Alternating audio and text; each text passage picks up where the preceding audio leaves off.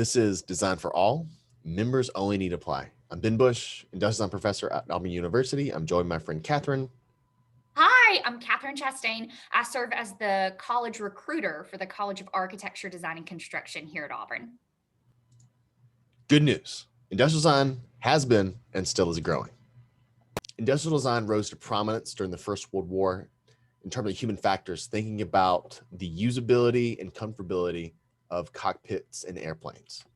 And then it's grown to be inclusive of service design, interaction design, HCI or human computer interaction, and even levels of information architecture and visual design.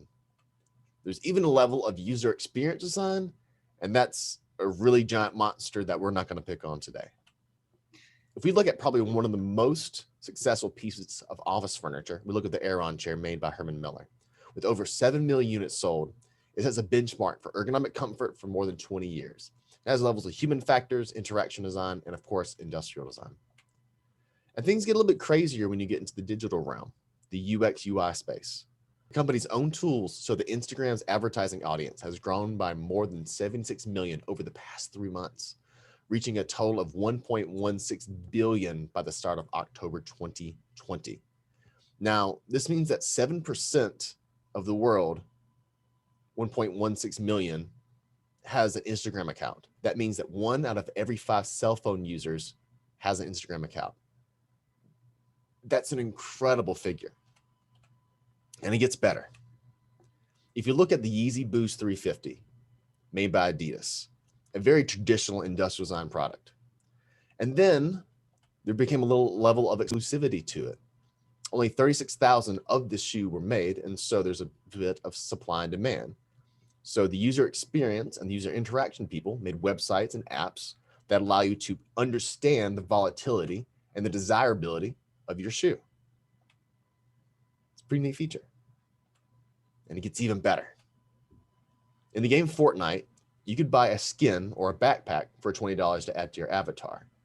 And it gained enough popularity where they decided we need to take this digital virtual item and make it physical. So you can own the same backpack in a digital space as well as a physical space. So why has this happened? I believe it's because industrial design has gotten better at engaging cultures and subcultures. And who are the parties responsible for designing for the masses, bringing joy, aesthetics, solutions, and delight? Designers. But there's a little caveat to this. Designers who graduated from a 4-year accredited design program. And we ask the question, if design is for all people, shouldn't all people be designing? A counter argument I hear is, well, aren't all bottoms similar? And why is diversity important? And I could attack this question by saying Forbes has proven that diversity increases profit by 21%. Having underrepresented designers on staff grants the team insight and intuition, allowing targeted solutions to reflect the cultures that are already working in-house. It broadens the network of potential influencers and trusted prospective employees. I could use that argument, but I'm not going to. I could also say that experience is key. Educational, relational, and personal experiences are unique, and lack thereof, limited experiences, limit capacity. Instead, I'm going to take direction of diversity lowers the occasion of unchecked bias.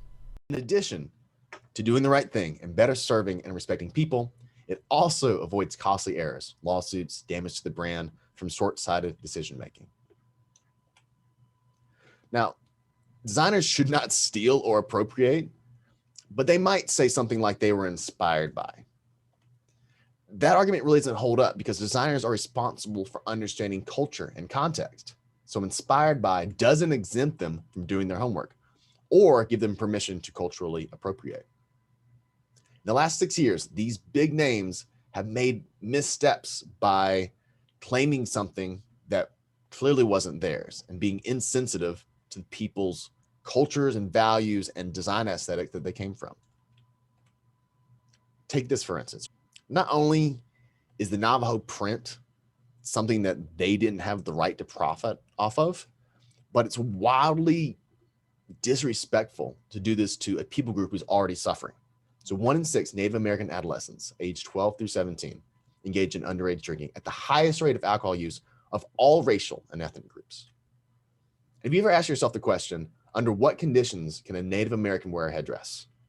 It's not on the front cover magazine. It's not for a photo shoot. It's reserved for times of war and ceremonies.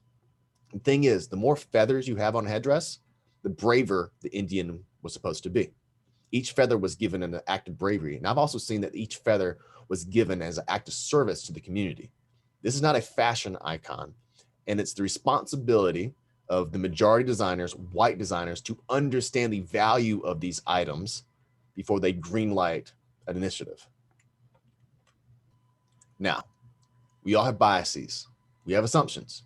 We are products of our experiences. Designers use the process of research and critique to critically examine a problem from all sides. So surrounding oneself with people who have different life experiences can help reveal blind spots that occur during the design process. We ask the question, if diversity is important to the workplace and the design workplace is fueled and fed by design universities, what are four-year design universities doing to feed diversity into the workplace? So this is where I come into play. We have data from our admitted classes in pre-industrial design from fall of 2019, fall of 2020, and fall of 2021. We pulled out students that fell into an underrepresented category. And we have three underrepresented categories that we're going to discuss today. We've put students into underrepresented via ethnicity or race, underrepresented because they were Pell eligible, so financial underrepresentation, and then also underrepresented first generation students. We also have students who will fall into all three of these categories, but for today, we are going to discuss them in three separate areas, but it is important to acknowledge that there are times that students can fall into multiple different areas of underrepresentation. For the fall of 2019, we saw 94 students admitted to our industrial design program. Only 6 were students of color, only 2 were first generation, and only 2 were Pell eligible. This is, for lack of a better word, abysmal. Fall of 2020.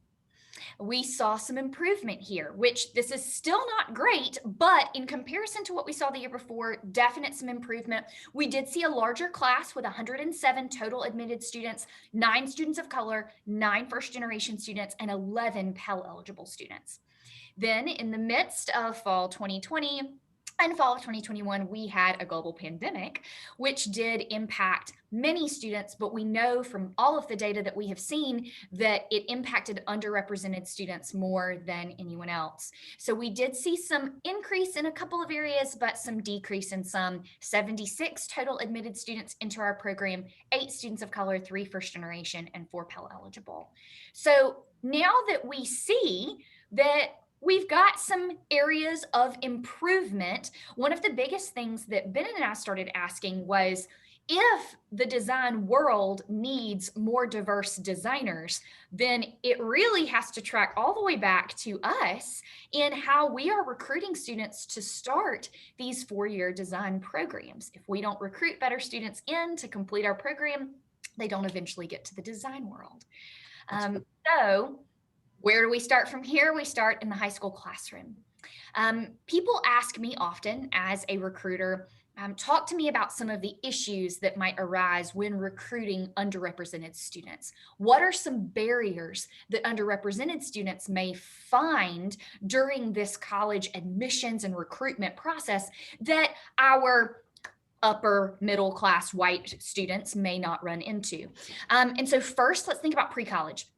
Do you know what industrial design is? I will say that this is something that any student who's coming in is probably going to run into. We do not do a good job of educating what industrial design is. If I ask any random 10th grader in high school what engineering is, they can probably tell you. But if I ask them what industrial design is, they probably can't. So this is something that faces everybody, but specifically for sure, underrepresented students. Number 2, how many public high schools are offering a really robust art or design curriculum at the high school level?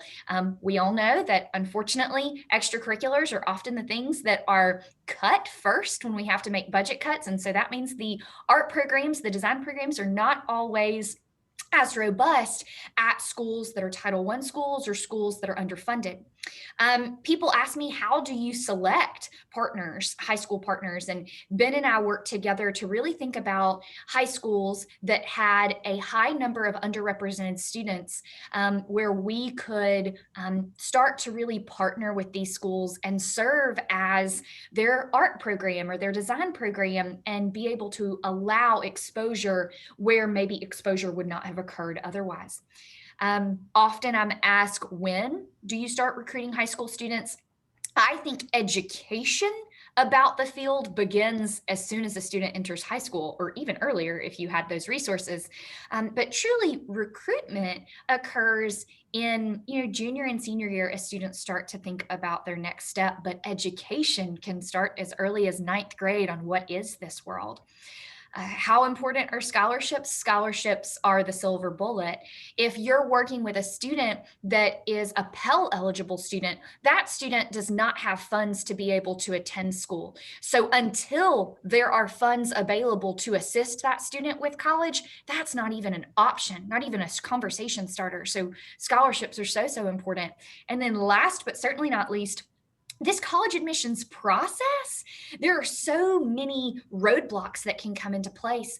I'm so excited to see Auburn shifting into a test optional model, both last year and for this incoming year, to allow access for students that may not have had access to testing opportunities. And we all know that those testing opportunities are often extremely biased. So thinking just really intentionally about removing these barriers from the college admissions process. Now, okay, we've gotten through all of those barriers and a student actually gets to the university. A number of questions. Do you understand your curriculum? Have you really been able to sit down and have someone talk you through what a credit hour is and why your GPA needs to stay in a certain place? Do you understand how time-consuming design is? It's very different than a degree in liberal arts or a degree in business. I always joke with my students, however long you think a project will take you, times it by 3 and you'll start over twice, and that's the project. So resiliency is something that we have to encourage our students to find. Thinking about the fact that you can't just be a designer. You also have to take science, engineering, science, math, history, English. Those are still courses that you must complete. So we need to keep good grades in all of our courses. And then we get to, are we even set up to serve underrepresented students the way that we should? The needs of a traditional kind of what we have thought of student are very, very different than the needs of these students that fall into these underrepresented categories. The way that we have served students historically is not going to be the way that we serve our students if we truly want to change the way our student population looks. And so it is super important that we think about, are we setting up the offices and the support systems to help these students not just get here, but thrive once they are here and feel welcome on this campus, like they belong on this campus. Then one of the biggest things that we focus on here at Auburn is also assisting our underrepresented students with succeeding in our gateway to our program, which occurs the summer between freshman and sophomore year. That's called Summer Up. It's a very rigorous curriculum. And are we really prepared to serve students that may not have the backgrounds that some of our students that are coming out of more well-off high school programs or private programs to achieve? So all of these barriers are things that we are attempting to remove to where it is easier for our underrepresented students to come to Auburn and then succeed once they get here. So that then moves us to what is next. So Ben and I, this past year, truly it was Ben. He just grabbed me. It's his brainchild and he deserves all the credit. We created the shoe design workshop. Why shoes? Everyone wears them. And it is a really easily identifiable product that exists in industry. And we also think that it is a great representation of industrial design, product design, a shoe. Industrial designers create products for people. And so what we did was we asked our students to design a shoe, and we used celebrities, athletes, musicians, all sorts of different people as our examples. So we designed a shoe for a famous person. And although that may not be the plight of an industrial designer every single day in all areas, it was able to give these students a really easy look into the goals and the purpose of industrial design. It went great. We learned a lot, and we are super excited about what's coming next. Ben has grand plans to be able to move from design 2D on a piece of paper to actually 3D prototyping and making shoes with our students. We've got a couple of things planned for this summer, and we're looking forward to the way that we're going to be able to shift this all that was done virtually for the 2020-2021 academic year into an in-person space, hopefully with our high school partners in 2021-2022. We don't have solutions.